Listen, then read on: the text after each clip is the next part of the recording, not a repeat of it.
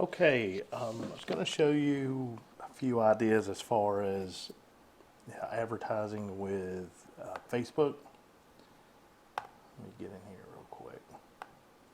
Really just kind of walk you through advertising.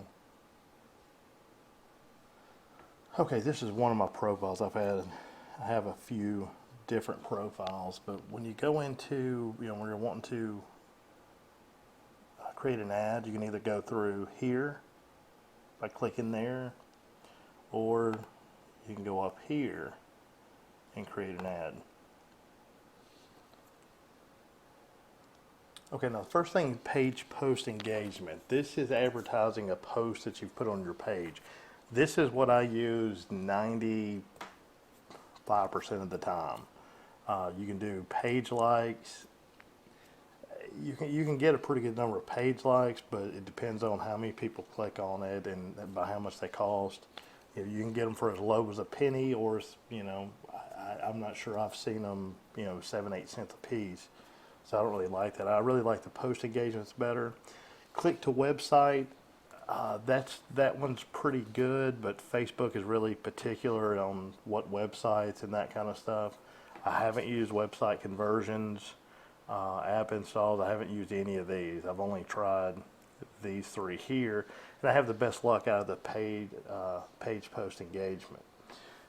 So when you go in here, what it'll do is it'll pull up, and we'll just use this as an example. It'll just pull up different posts that you've put on your page or whatever. You have to create a campaign and just name it, whatever you want to name it, and then it'll pull up different ads, or not ads, different posts that you've had on your page. Now, when you go through, it's going to give you different options, and some of the options, you have a desktop feed, which will be in the center of the page, and then you have the other option is a right-hand ad or right-hand column, which just winds up over here on the side. Now, I don't like these over on the side because your click-through ratio is going to be a lot less. People don't tend to click on stuff over here on the right. They click on the news feed, and if they're using a mobile device, cell phone, this over here on the right is not going to show anyway. Okay, advanced options, URL tags. That's kind of a technical deal when you get into that. Choosing a pixel. If you're creating your own landing pages, and you have access to the bridge page and your the sales funnel and all that, you can put a pixel. Now, whoever's handling your landing page or website or whatever, you can put a pixel on your on the thank you page after you sell something to see how it's converting, and you can go through and have them add that to it. If you have that kind of relationship. Let me get rid of the right hand column. Now, custom audiences. Custom audiences, there's a little bit of debate about that right now.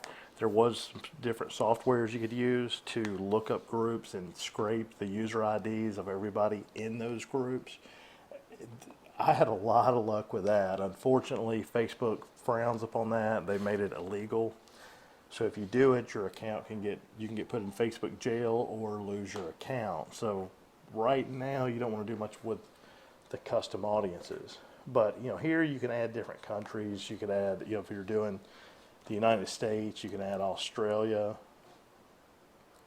You can add different countries as you go along. The age group, it's pretty self-explanatory. What age you want to, what age group you want to target. I wouldn't target, 13 to 18.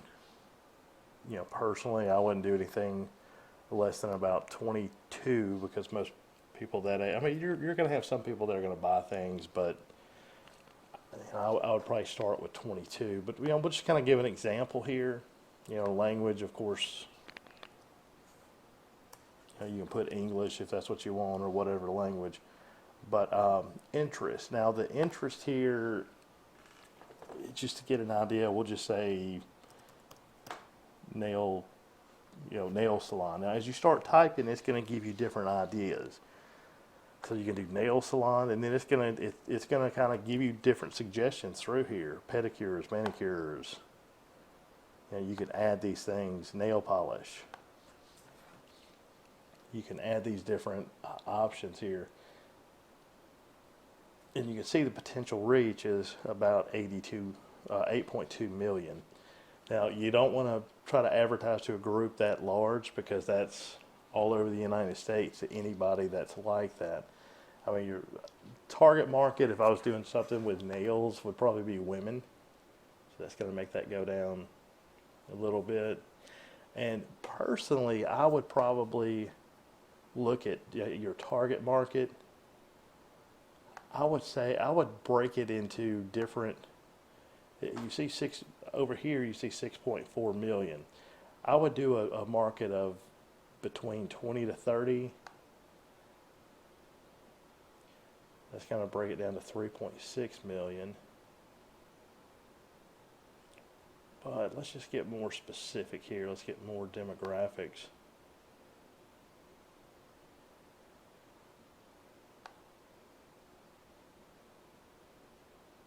Look at something real quick.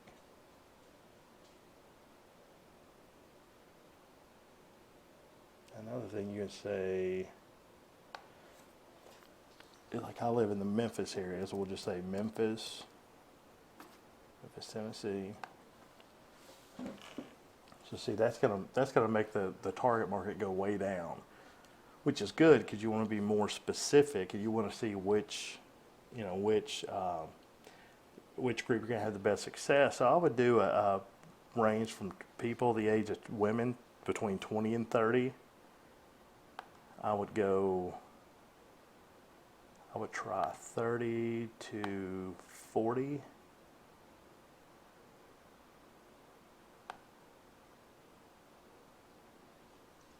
$7,800. I mean, you could take that up to 50 if you wanted.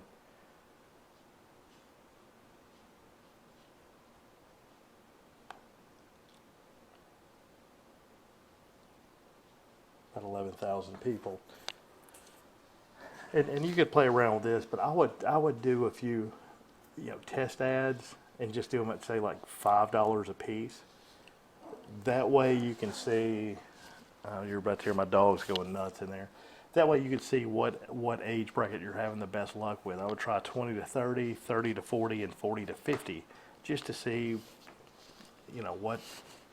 what bracket you're having the most luck with. And once you narrow that down to who you're getting the most response from, then I would drop the other campaigns and focus more. If you're having luck between 30 to 40 and 40 to 50, then I would do a campaign with those two together and spend more money, because that's probably going to be more of your age range there.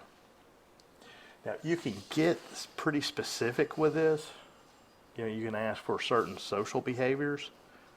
Right here, you can do like online spending. You can do online buyers, online spenders. That makes the price go up a little bit. But you could do that. You can also do mobile device.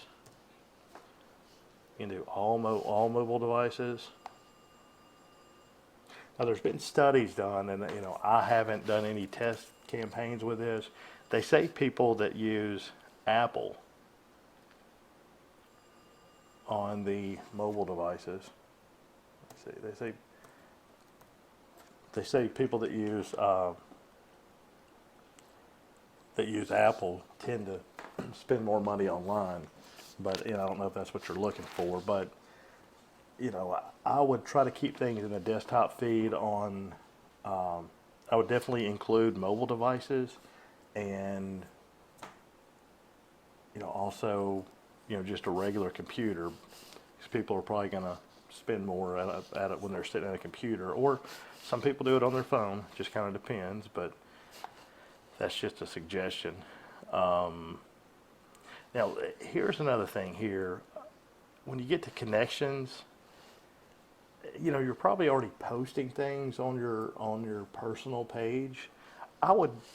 Me personally, I click this, people not connected to me, just for the simple fact that I don't want to waste my advertising dollars on people that's going to see the same stuff in my news feed, because you're promoting a post that you've already done in your news feed.